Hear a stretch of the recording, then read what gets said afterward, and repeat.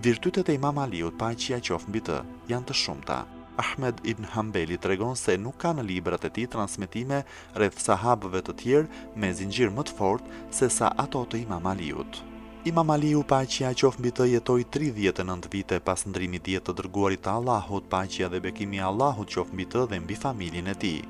Ai kaloi një jetë plot mundime, përpjekje dhe punë në rrugën e Islamit dhe në gjurmët e dërguarit të Allahut, paqja dhe bekimi i Allahut qoftë mbi të dhe mbi familjen e tij. Imam Aliu, paqja qoftë mbi të, ndroi jetë në muajin e Ramazanit, në ditën e 21 të tij, në vitin e 40 të kalendarit Hijri.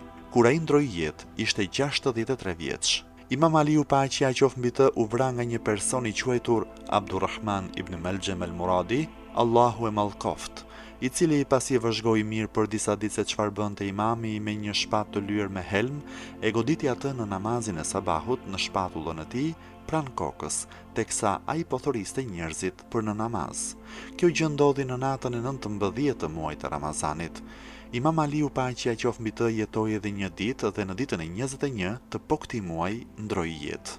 Transmetohet në hadithet e profetit Muhammed, paqja dhe bekimi i Allahut qoftë mbi të dhe mbi familjen e tij, se vrasësi i Imam Aliut, Abdurrahman ibn Meljem el-Muradi, ishte një nga njerëzit më të poshtër.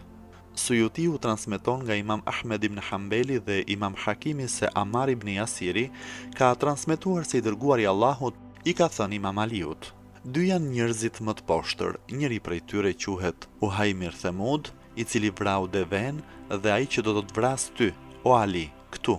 Kur tha fjalën këtu, vendosi dorën mbi pjesën e qafës pranë shpatullës së tij, derisa gjaku të rrjedh nga mjekra.